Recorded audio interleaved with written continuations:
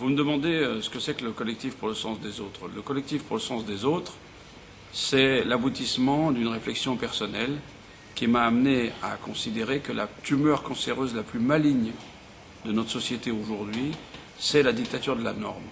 C'est cette capacité qu'on a à exclure par strates des pans entiers de notre société au nom de leur âge, de leurs préférences sexuelles, de leur handicap, de leur date d'arrivée en France, de leur date de péremption humaine.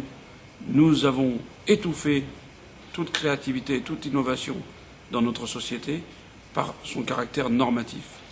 Ce collectif vise à lutter avec intelligence, humour et modestie contre la dictature de la norme. Alors, son objet, c'est celui-là, c'est très vaste. Ce que nous avons commencé à faire, c'est bousculer la norme en essayant de déstabiliser les gens par des conférences, des rencontres autour de l'anormalité. Donc je reçois, avec mes amis, au Café Cygne, une fois par mois, ça s'appelle le 18-20 du Café Cygne. Le prochain sera le mardi 6 mai. Un invité qui est anormal. Alors le Café Cygne, c'est un café tenu par des personnes malentendantes et sourdes, et où ce sont des personnes sourdes et malentendantes qui servent aux personnes entendantes à manger, à boire.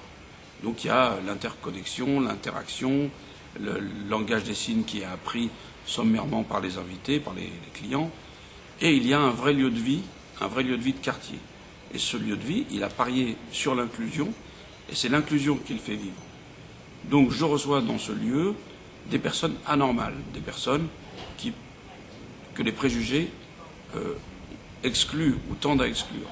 Donc j'ai reçu M. Martial, président de l'établissement public de la Villette, qui est un grand acteur noir, qui est extrêmement connu pour sa lecture de cahier de retour au pays natal de Césaire, très actuel. J'ai reçu Sébastien Léca, un grand artiste plasticien qui nourrit son travail de sa fréquentation quotidienne des personnes handicapées. J'ai reçu Michael Pay, un diplomate américain, qui nous a expliqué comment, aux États-Unis, on avait une toute autre approche des préjugés et de la lutte contre les discriminations. J'ai reçu Jacques Semelin, qui était une personne aveugle, un chercheur qui a mis 30 ans à s'apercevoir qu'il était aveugle et à vouloir en parler. J'ai reçu Christophe Girard, adjoint au maire de Paris, qui nous a parlé de sa paternité. Il a écrit un bouquin qui s'appelle Père comme les autres. Donc, si vous voulez en savoir plus, venez nous voir le 6 mai ou le 3 juin, parce que je crois que le 3 juin, nous aurons un invité prestigieux. Mais je vous fais la surprise. Au Café Cygne, 33 avenue Jean Moulin, collectif pour le sens des autres.